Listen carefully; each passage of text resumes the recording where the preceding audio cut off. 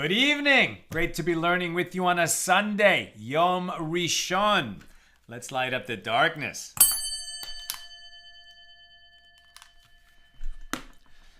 Who's in the house? Yehud in South Carolina, Bill in Mid-Missouri, Joe in the Inland Empire, Shandor in the Bronx, Lucy in Minnesota, Paula, sending blessings from the Great Northwest, Nancy in North Carolina, Hillary in New Jersey, Melissa in Great Neck, Bella in Florida, John in Maine, Tom in PA, Renee in Indiana, Guy in Ohio, Ella says shalom, Marjorie in Virginia. Welcome, everybody. We are continuing our journey through Tractate Sotah, the 18th volume of the Talmud. These are the laws of the suspected adulteress.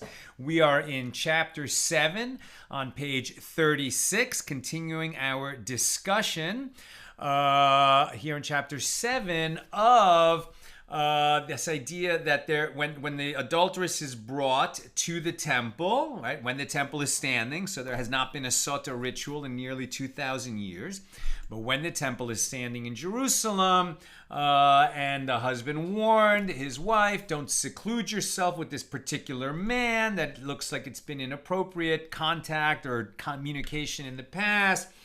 And that warning is in front of witnesses, and then she secludes herself with that man she was warned about, and witnesses see that. So then she becomes the Sotah, the suspected adulteress. And they go, the husband and wife, who at that point are now prohibited to each other and will not be permitted to each other again until she proves her innocence by drinking the bitter water. She doesn't have to drink. If she's guilty, she shouldn't drink because it will kill her. But if she doesn't drink, they divorce and go their separate ways. If in fact she's innocent, no adultery happened behind closed doors, she can drink the bitter water. It won't be a fun ritual, but she'll certainly survive it. And then the husband and wife become permitted to each other again. When she's at the temple, the priest who is administering this ritual warns her, if you're innocent, you'll be fine. If you're guilty, this water will kill you, so don't drink it if you are guilty. And that warning and the oath that she takes do not have to be spoken in Hebrew. In fact, it's crucial that she understands what the warning is. And so if she doesn't speak Hebrew, it has to be said in the language that she does understand. And once we got onto this subject about passages from the Torah, rituals from the Torah that can or do not have to be spoken in a language other than Lashon Kodesh, the holy tongue, Hebrew. So we learned that, for example, the Shema prayer does not have to be recited in Hebrew, though it's better. The Amidah, also known in the Talmud as the prayer, the basic prayer we say 3 times a day, does not have to be spoken in Hebrew, although it's better. Same for the grace after meals. On the other hand, the warning that was given one time only in history when the children of Israel entered the promised land as they left the wilderness. Moses has now been buried by God, as we learned, and it's Joshua who leads the people into the promised land. And there was an event where all of the blessings and curses that we find listed in the book of Deuteronomy were read to the people, meaning, now that you're entering the promised land, if you live as a holy people, a godly people, following the laws laid out for you in the Torah, these are the blessings that will ensue. And the people heard them and said, Amen. But if you abandon the Torah, if you abandon the law that God has given you, these are the curses that will ensue. And the people answered, Amen. Those blessings and curses, they had to be read to the people in Lashon Kodesh, in the holy tongue. So once we got onto this subject of the children of Israel entering the promised land led by Joshua, we've had all manner of beautiful and interesting digressions on what it was like to enter the promised land, emerging from the wilderness and the 40 years of wandering. The last couple of days, we learned about the spies, that advance party that was sent in and brought back an evil, wicked, scary report that all the people should freak out because even though God performed so many miracles for us, somehow we're not going to be able to defeat the strong population of Canaan, despite their being steeped in abominations. It was a ridiculous report to bring back, but it caused a freak out among some, small percent of the population of the children of Israel in the wilderness. And the 10 of 12 spies who brought back that evil report and the people who freaked out about it, they died. And the rest of the people had to spend 38 more years in the wilderness, that generation dying off, and it would be their children who entered the promised land. So we continue the discussion of the children of Israel entering the promised land. Pick this up near the top of page 36a. Come and see how many miracles were performed on that day, the day that the Jewish people entered the promised land led by Joshua.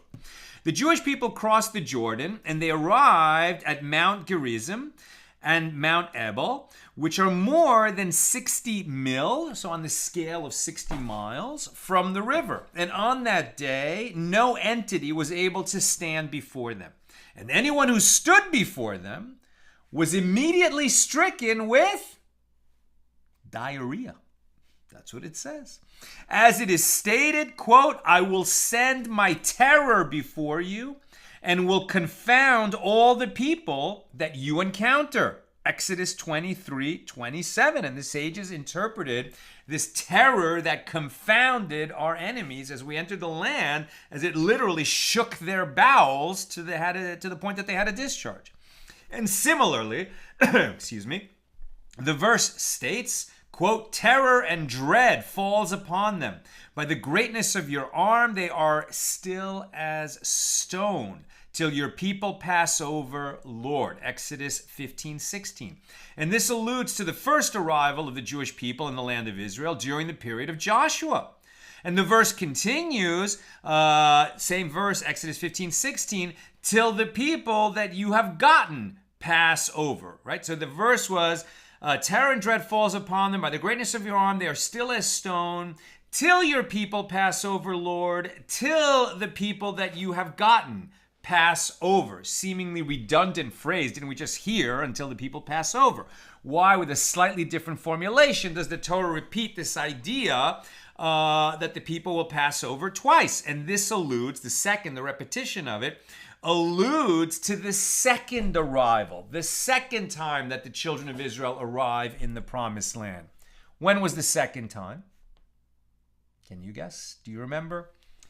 After the Babylonian exile ended, right? When the first temple would be destroyed, 800 years later, after this event, the children of Israel coming into the promised land, 400 years approximately of the tabernacle standing in various locations, another 400 years of Solomon's temple standing in Jerusalem.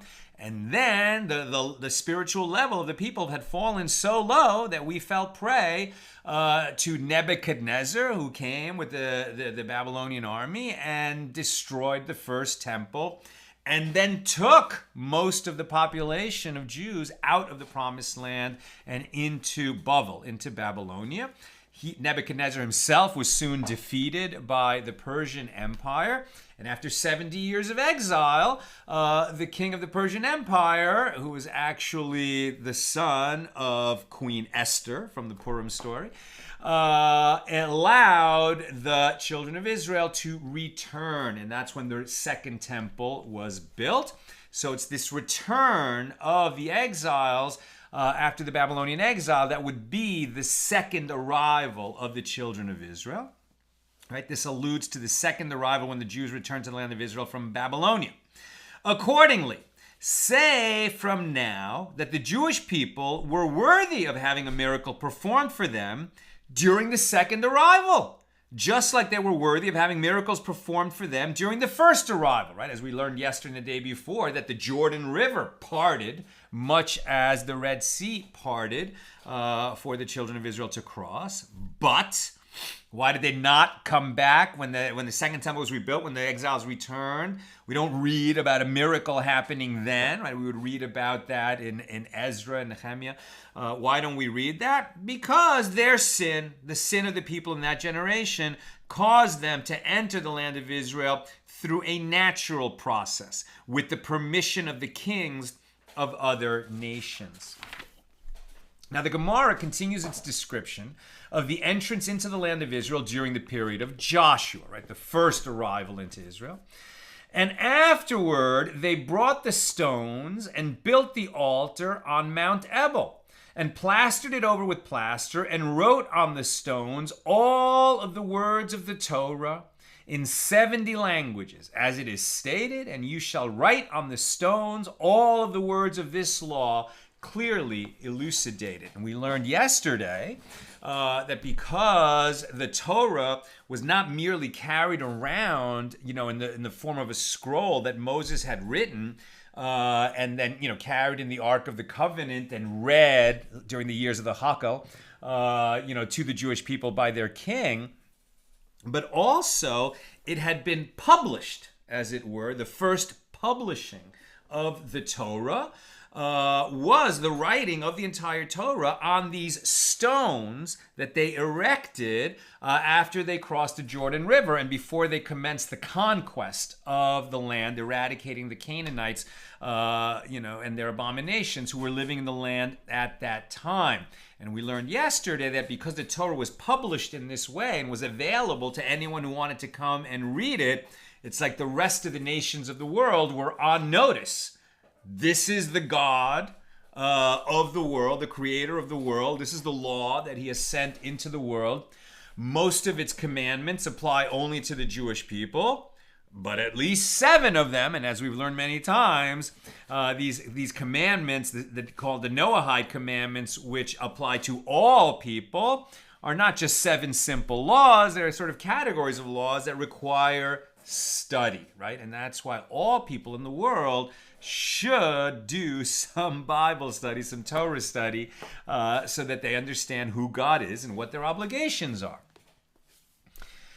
And getting back to the children of Israel led by Joshua entering the land, and they sacrificed burnt offerings and peace offerings, and they ate and drank and celebrated, and they uttered the blessings and they uttered the curses, and they took Kippalu, the stones, with them, and they arrived and slept in Gilgal, as it is stated, and carry them over with you, and lay them down in the lodging place where you shall lodge this night, which we learned that's the final resting place of those stones. They didn't carry them around with them everywhere they went in Israel. That's where they stayed, where they lodged that first night.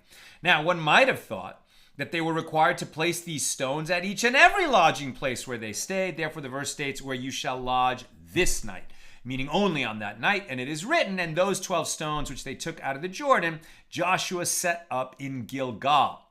It is taught in a Baraisa, Tosefta 11:10, the tzira, which is a Hebrew word usually translated as hornet. The hornet did not cross the Jordan with them. And the Gemara asks, and did it not? But isn't it written? And I, quote, and I will send the hornet before you, which shall drive out the Hivites and the Canaanites. Exodus 23:28.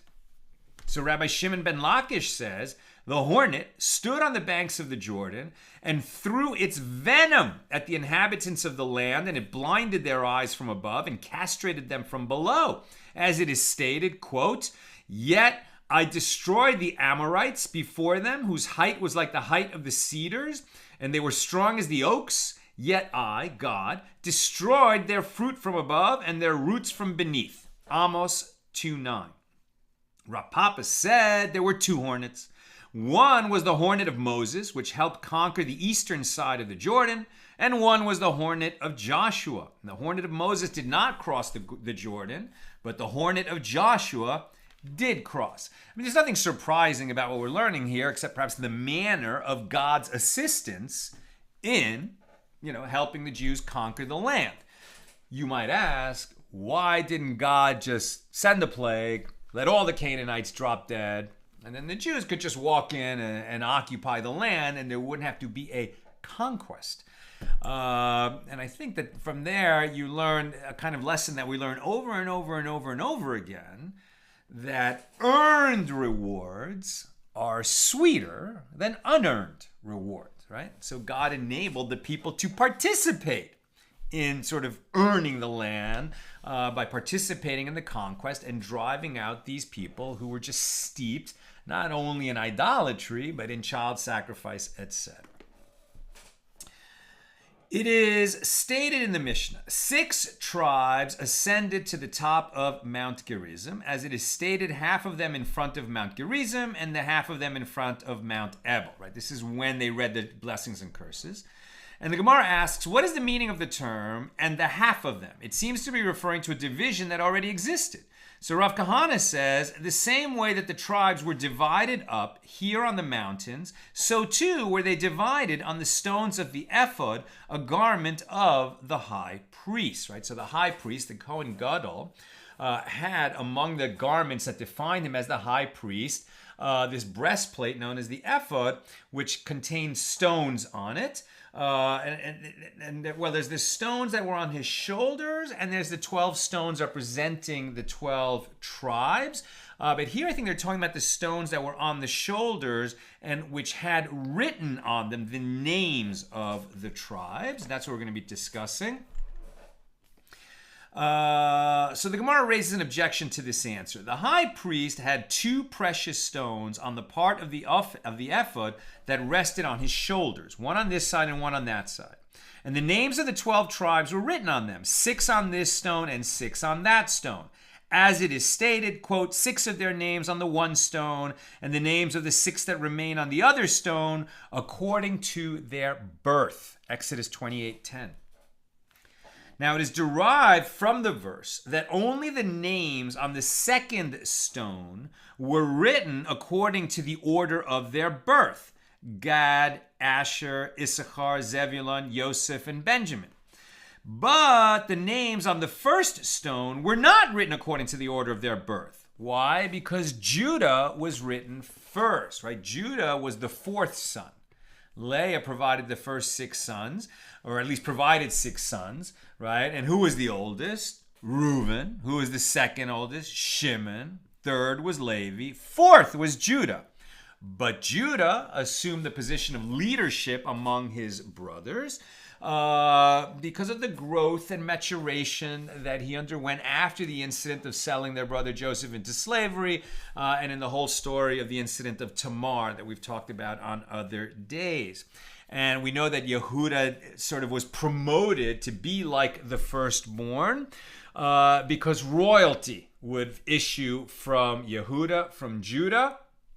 Who is that? King David, right? King David is a descendant of Judah, and the throne of Israel will never legitimately pass out of the descendants of Judah, right? So Judah is the lion, Judah is royalty, and Judah was elevated to the position of firstborn, as it were. Where am I? Right, so, but the names on the first stone were not written according to the order of their birth, as Judah was written first. And afterward came Reuben, Shimon, Levi, Dan, and Naphtali. And there were 50 letters on the 2 stones of the ephod, 25 letters on this stone, and 25 on that stone. Rabbi Hanina ben Gamliel says, now we're on 36b, the names of the tribes were not divided on the stones of the ephod the same way that they were divided in the list found at the beginning of the book of Numbers. Right, Bamidbar. Numbers 1 through 15. Rather, they were divided the way that they were divided in the second book of the Torah, right? Shemot, Exodus. How were they written? On one stone, the names of the sons of Leah were written in the order of their birth: Reuben, Shimon, Levi, Judah, Issachar, and Zebulun. And on the other stone, the sons of Rachel were written. One, Benjamin, was written on this side, i.e. at the bottom of the list. And another, Joseph, was written on that side, meaning at the top of the list. And the children of the handmaids, meaning Bilhah and Zilpah, those sons were Dan, Naphtali, Gad, and Asher. They were written on the second stone in between Joseph and Benjamin. But rather, if their names were not written in the order of their births, then how do I establish the meaning of the phrase, according to their birth, as it says in Exodus 28:10? It means that their names were written according to the names that their father, Jacob, called them, and not according to the names that Moses called them. For on the stones it said Reuben and not the Reubenites, Shimon and not the Shimonites, Dan and not the Danites, Gad and not the Gadites. This Baraisa contradicts Rav Kahana's opinion, as according to all of the opinions in the Baraisa, the division of the names on the ephod of the high priest is not identical to the division of the tribes on Mt Gerizim and Mount Ebal. And the Gemara confirms the refutation of the opinion of Rav Kahana is in fact a conclusive refutation. So the Gemara asks, rather, what is meant by the phrase, and the half of them facing Mount Ebal? It is taught in, right, because we saw that when they read the blessings and the curses, the Kohanim, the priests, which at that time was very few, right, just the sons and some grandsons of Aaron, and the Levites, who were a whole tribe, but who did not receive a portion of land in the Holy Land, they stood in the middle, right? And there were 6 tribes on either side hearing the blessings and the curses. If the Levites were in the middle, how could there be 6 and 6, 12 other tribes? Didn't Jacob only had 12 sons, right? And the tribe that are the descendants of Levi, the Levites, were standing in the middle. But as we learn, Joseph turned into 2 tribes, right? Joseph is actually not the name of one of the tribes of Israel. His sons, Ephraim and Manasseh, were sort of elevated by their grandfather Jacob as if they were his sons. And so in a sense, it's like Jacob had 13 sons because Joseph became 2, became Ephraim and Manasseh. The Levites didn't receive land, but the other 12 tribes, counting Ephraim and Manasseh in place of Joseph, they would receive portions of land in the Holy Land, and it was those tribes, who heard these blessings and curses at Mount Gerizim and Ebal. So,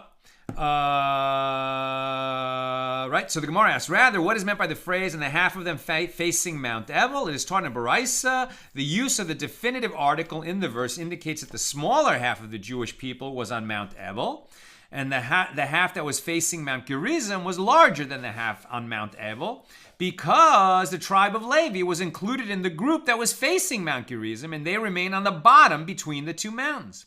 The Gemara is puzzled by this statement. On the contrary, because the tribe of Levi remained on the bottom, they were fewer in number. The Gemara answers, this is what the Bryce is saying. Although the tribe of Levi was on the bottom, the descendants of Joseph were among them, and the tribe of Joseph was numerous. As it is stated, and the children of Joseph spoke to Joshua, saying, why did you give me a single lot and one part of for an inheritance, seeing I am a great people? For as much as the Lord has blessed me thus. And Joshua said to them, if you are a great people, you should go up to the forest. We learn that in Joshua 17, verses 14 and 15. So the Gemara explains, Joshua was saying to them, go and hide yourselves in the forests so that the evil eye will not have dominion over you, as you are such a large number of people. You're saying, oh, we're so populous. Once you say something like that, the evil eye might come and hurt you and reduce your numbers. The tribe of Joseph said to Joshua, the evil eye does not have dominion over the offspring of Joseph. As it is written, quote, Joseph is a fruitful vine by a fountain. Genesis 49:22. And Rabbi Abahu says, do not read the verse as saying by a fountain, ale ayin. Rather read it as those who rise above the eye, meaning the evil eye, ole ayin. Teaching that Joseph and his descendants are not susceptible to the evil eye. Now, this whole concept of the evil eye, Maris Ayin, surprising, right? Surprising, because on the one hand, we've learned that there is no mazel for the Jewish people, meaning our fate is not written in the stars, right? There's not a constellation that determines the future of the Jewish people. If we attach ourselves to God and rise, and as a people work to fulfill our mission to be a holy people, to make holiness in this world, to sort of make this world a proper home for God's presence, then there's no limit to what we can accomplish. And therefore, we're instructed in many places in the Torah, don't listen to astrologers, don't listen to necromancers, don't listen to magicians. These people exist in the world and seem to have some kind of limited powers, but the Jewish people won't be influenced by such things. because we have a higher relationship with the Holy One. So now what does this talk about drawing the evil eye and who is susceptible to the evil eye and who isn't? So if Joseph and his descendants are not susceptible to the evil eye, that would indicate that, well, the rest of the Jews are susceptible to the evil eye. So what is the evil eye? We're not going to have an exhaustive discussion of that today, for sure. We've encountered it before, but there's this idea, and this is why you don't become a braggart with your good fortune, right? You don't go out and tell people how rich you are, how healthy you are, how blessed you are in every way, and you'll see traditional Jews, if you ask them how you doing, the answer is always Baruch Hashem. Blessed is God, right? And we're thankful for whatever portion God has given us, but we're, or maybe the old joke, I'm comfortable. Yeah. That's as much as you'll get, because you don't want to draw the evil eye. What is the evil eye? It's very hard to quantify, but if you start to, draw people's resentment, jealousy, etc., they shouldn't be feeling those feelings. We're instructed never to resent or covet. That's one of the 10 commandments, the 10th commandment. Don't covet what other people have. But why does it need to be a commandment? Because people naturally do that, and when they sort of direct that energy at us, it can cause harm. But not Joseph and his descendants. Now, the Gemara cites an alternative source for the assertion that the evil eye holds no sway over Joseph and his descendants. And Rabbi Yosef, the son of Rabbi Hanina, said that it is derived from here. Jacob blessed Joseph's children, right, when he met Ephraim and Menashe and sort of promoted them to the level of his own children. Said Jacob, Genesis 48:16, and let them grow, vayidgu, into a multitude in the midst of the earth. Now, just as with regard to fish, dagim, in the sea, waters cover them, and the evil eye therefore has no dominion over them, so too, with regard to Joseph's descendants, the evil eye has no dominion over them, right? It's like he said that they're going to grow in the midst of the earth, so where they can't be seen by the evil eye. Now, the Gemara asks, with regard to the Baraisa that contradicts Rav Kahana's opinion that we heard above, are these names of the tribes, which were written on the ephod, right? Six names of tribes on one of the stones on the shoulder of the high priest, and 6 names of tribes on the other. And we heard that if you just count the letters of the names of the tribes that are on the 2 stones, it's 50 letters total, 25 and 25 letters to spell out the 6 tribal names on each of the stones. So now the Gemara asks, are these names of the tribes which are written on the ephod composed of a total of 50 letters? But if you count them, there are only 49. So Rabbi Yitzchak says they added 1 letter to the name of Yosef when it was written on the ephod. As it is stated, he appointed it in Yosef, but now spelled Yehoseph, for a testimony when he went forth against the land of Egypt. We'll see that at Psalm 81, verse 6. Now, Rav Nachman bar Yitzchak objects to this. We require the names to be written, quote, according to their birth. And Joseph was not called Yehoseph from birth. Rather, the explanation is as follows. Throughout the entire Torah, the name of Benjamin, is written without a second letter Yud. Right, so if you look at Benjamin's name, it is normally spelled, right, Bet Nun Yud Mem Nun, Benjamin. But at a certain point, they added a second Yud between the Mem and the final Nun, so it became Bet Nun Yud Mem Yud Nun, a second Yud, right? So throughout the entire Torah, the name of Benjamin is written without a second Yud between the letters Mem and Nun. And here, where he is born, Benjamin is written in full, spelled with a second Yud. So as it is written, Genesis 35:18, but his father called him Benjamin with the second Yud. Therefore, his name was written with an extra letter at his birth, and then somehow that Yud got dropped later. So maybe that's why there were 50 letters in the 12 names on the ephod of the high priest. Now, Rav Chana bar Bizna says that Rabbi Shimon Chasida says, Joseph, who sanctified the name of heaven in private, had one letter of the name of the Holy One, blessed be he, the letter He. When he became Yehoseph, it was added to his name. When did Joseph sanctify the name of God in a private setting?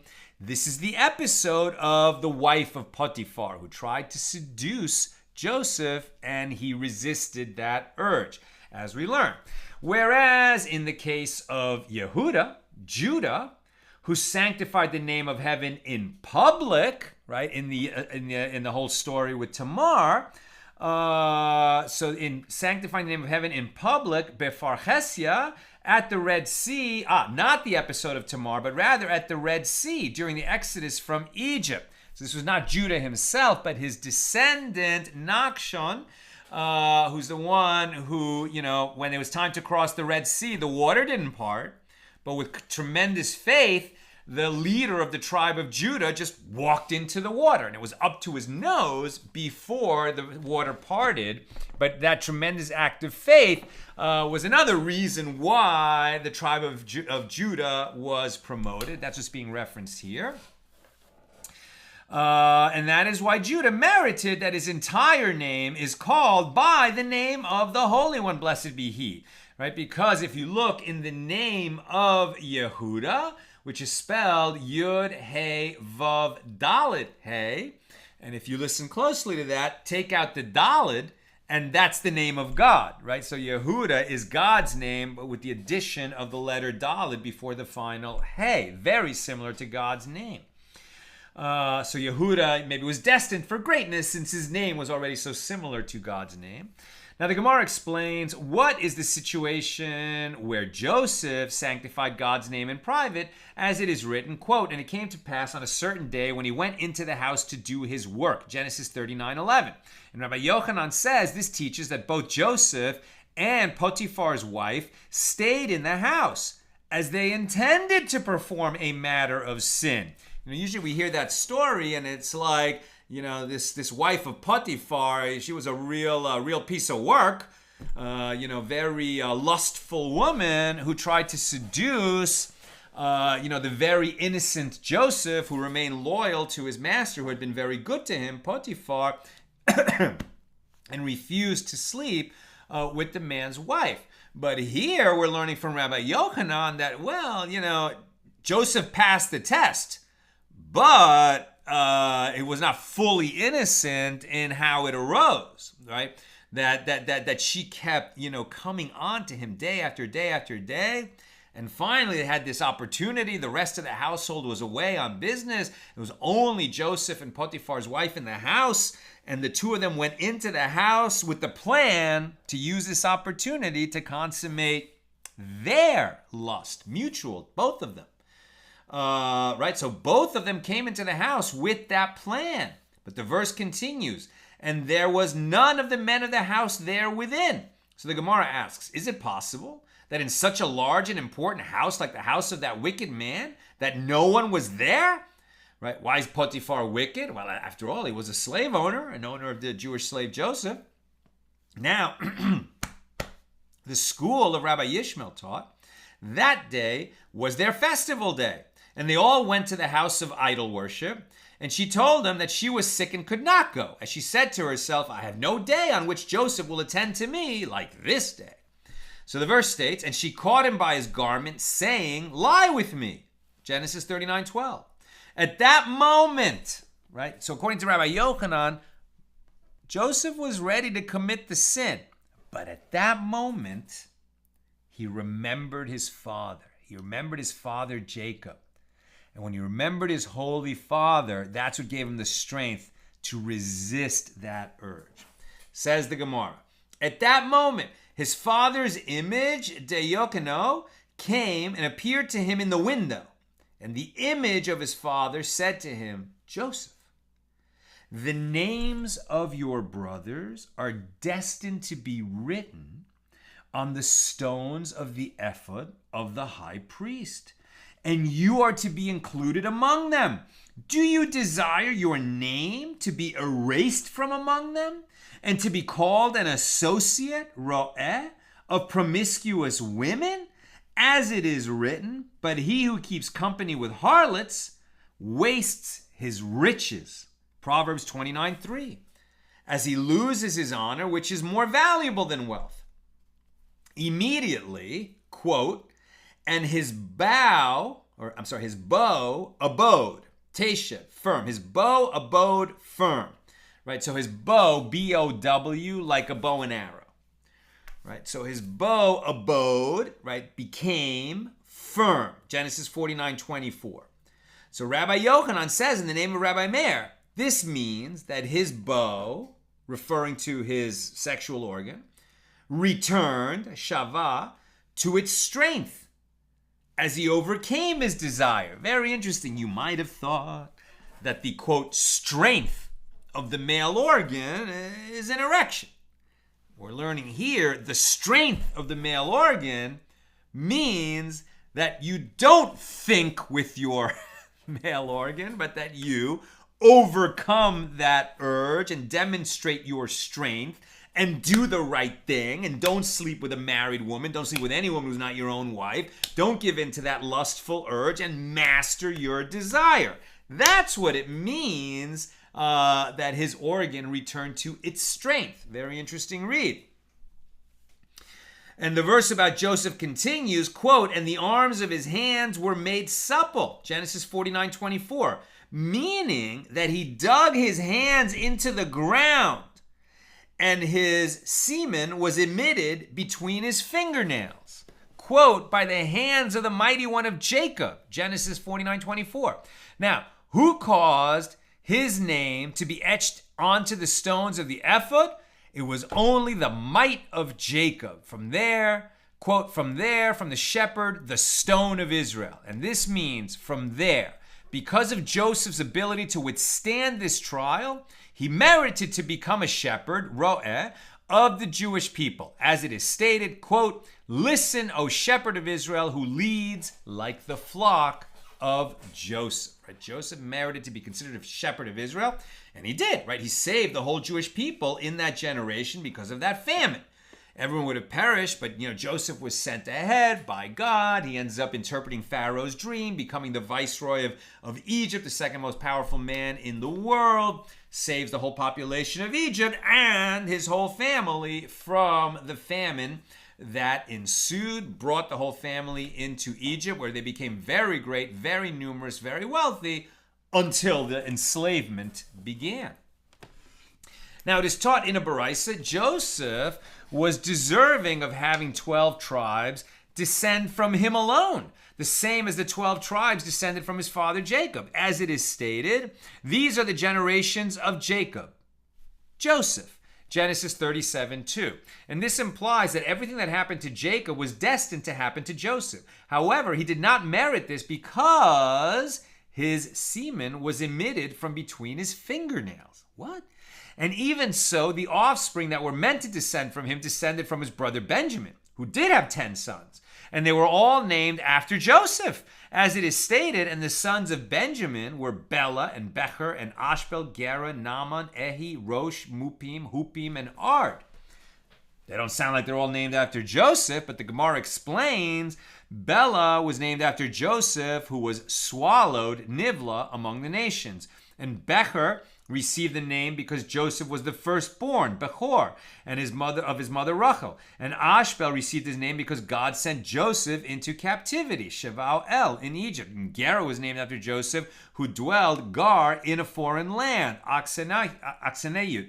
In other words, Benjamin, who you can imagine was very attached to his older brother Joseph once he was reunited with him, and was very attached, and he did, and Joseph was very attached to Benjamin since he did not participate in that awful sin that the other 10 brothers sold Joseph into slavery. And so Benjamin, Joseph didn't live as long as the rest of his brothers, and Benjamin ended up naming all of his sons after some aspect of Joseph's life. And Naaman was called that because Joseph was extremely pleasing. Naim and Ehi and Rosh received these names. As Benjamin said, Joseph is my brother, Achi, and my leader, Roshi. And Benjamin named his sons Mupim and Hupim. As Benjamin said, Joseph did not see my wedding canopy, chuppah, and I did not see his wedding canopy because they were parted still at that time. And Ard was named after Joseph, who descended Yarad to the lands of the nations of the world. And some say that the name Ard means that Joseph's face was similar in its beauty to a rose, Veret. Rabbi Chia bar Abba says that Rabbi Yochanan says, when Pharaoh said to Joseph, quote, and without you no man shall lift up his hand or his foot in all the land of Egypt, Genesis 41:44, when Pharaoh appoints Joseph to be viceroy. So Pharaoh's astrologers said, will you appoint a slave whose master bought him for 20 silver coins to rule over us? And Pharaoh said to them, I perceive royal characteristics, genune malchut, in this man, and see that he was not initially a slave, right? Pharaoh was right. Joseph was not born a slave. He didn't have a slave mentality. He was sold by his brothers, and he ended up in Potiphar's house, and yet he prospered in Potiphar's house, and later he prospered in the prison because he was as kind of a prince among men. And they said to him, the astrologers said to Pharaoh, well, if that is so, that he is not really a slave, but in fact is a child of royalty, well, then he should know the 70 languages that all the children of kings learn. Right? Royalty was expected to know the 70 languages of the world. So the angel Gabriel then came and taught Joseph the 70 languages, but he could not learn all of them. So Gabriel then added one letter, the letter He, from God's name to Joseph's name, making him Yehoseph instead of Yosef. And then Joseph, or now Yehoseph, was able to learn the 70 languages. As it is stated, quote, he appointed it in Yehoseph for a testimony when he went forth against the land of Egypt, the speech of one that I did not know I heard. Psalm 81:6. And the next day, when he appeared before Pharaoh, in every language that Pharaoh spoke with Joseph, Joseph answered him. And Joseph then spoke in Lashon Kodesh, in the sacred tongue, Hebrew. And Pharaoh did not know what Joseph was saying. So Pharaoh said to him, teach me that language. So Joseph taught him, but Pharaoh could not learn it. So Pharaoh said to him, take an oath for my benefit that you will not reveal to anyone that I do not know this language. And Joseph took an oath for Pharaoh's benefit. I am so close to done. So if you've got questions or comments, get them in. Years later, when Joseph said to Pharaoh, my father made me swear, saying that I would bury him in the land of Israel, right when Jacob died, Pharaoh said to Joseph, go request the dissolution of your oath, meaning that Pharaoh didn't want to let Joseph leave Egypt, even for the important mission of burying his father Jacob in Hebron, right, in the cave of the patriarchs, where Joseph had promised Jacob that he would, bring his body to rest. So Pharaoh says to Joseph, well, I know you swore to your father, but please have your oath dissolved. So Joseph said to Pharaoh, and should I also request dissolution for the oath that I took for your benefit? Right? I swore to you, or I swore about you, that I would never reveal that you don't speak Hebrew. Right? There's a language that you don't know, right? Even though your people consider you a god, so it's impossible that there's a language you wouldn't know, but you don't speak Hebrew and you were unable to learn it. So I swore I would never tell anyone. So if you want me to have my oath dissolved that I swore to my father to bury him in Israel, shall I also have my oath dissolved that I swore to you to not tell anyone about the fact that you can't speak Hebrew?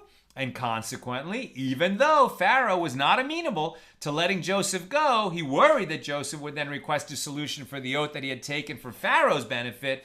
And therefore Pharaoh said to him, go up and bury your father according to what he made you swear. At Genesis 50, verse 6. That's what I've got for us today. With God's help, we'll continue tomorrow, Monday, at the regular time, 6 p.m. Pacific. Let's see if we've got any questions or comments from our daf today. page 36. Regarding this idea that an earned reward is sweetest, which I said earlier about God enabling the children of Israel, led by Joshua, to participate in the conquest of the land. He didn't just wipe out the inhabitants and their abominations through some kind of a plague. Says Bill, so I hear you about the value of participating in the conquest. But if I may offer an alternative reading, perhaps without the spies, that would indeed have been exactly what God did. The people would have merited to enter the land without opposition. Very interesting. But perhaps because of the sin of the spies, and the whole nation was brought down a level from which they never recovered, right? The generation that participated in that sin died out in the desert. Their children entered the land. Perhaps they would have merited to enter without opposition, but because of that sin of the spies, suggests Bill, maybe that's why they had to participate in the conquest. Very interesting idea. Sharon, in all biblical accounts, even prior, the things totally done for the people by God or done by the people outside of God's participation did not hold up nearly as well as efforts with combined efforts from both. Right? And we see that, very good, Sharon, in the tablets of the Ten Commandments. Right? So the first set of tablets given to Moses were, the stones themselves were cut out, and then the commandments inscribed on them, all by God. In the episode of the golden calf, Moses smashed those tablets. Those tablets did not survive. The second set of tablets were carved out by Moses, and then God inscribed the words on them. So it was a joint effort, right, of God and the people through their representative Moses, and those tablets survived, illustrating Sharon's point. Tom, in this, as in many other areas, God is inconsistent with regard to earned and unearned benefits. A minority of people freaked out, and God condemns the majority to wander 38 years. It's a very interesting point, Tom. I wonder what really happened there, right? Was it that the vast majority were steadfast, and they watched those other people freak out, and they felt fear in their hearts but didn't say anything, whereas those people, fully freaked out? Or perhaps, they were steadfast, they didn't say anything, but God expected more of them. Maybe they needed to stop the freak out. They needed to calm those people down, which would have saved their lives, right? But nobody spoke up. So the nation was divided and didn't act in a unified manner. And perhaps that's why God said, okay, the ones that fully freaked out are just going to die right now, but the rest of you, you're still trapped in that slave mentality, and that's why it's your children who are going to enter the land and not you. Perhaps. I'm just guessing. And Sharon also says, it is said that all other sins can be linked to the sin of thou shalt not covet. I think there's a lot of wisdom in that, right? Why is covet? Covet is a weird commandment, right? To be part of the Ten Commandments, because it's about a feeling, right? It's about a feeling that is such a human feeling to want what other people have. But it's one that we need to overcome because essentially it's saying, well, my feelings matter more than what I'm learning from God in the Torah. My feelings are what it's all about. They have something I don't have. I should have it. So the world is organized wrong, improperly, and I want what's coming to me. And once you start thinking and feeling that way, exactly, you have opened the door to all manner of transgression. May we never succumb to that urge to covet. That's what I've got for us today. With God's help, see you tomorrow, Monday, 6 p.m. Pacific, for page 37 here in Tractate Sotah. Have a great night.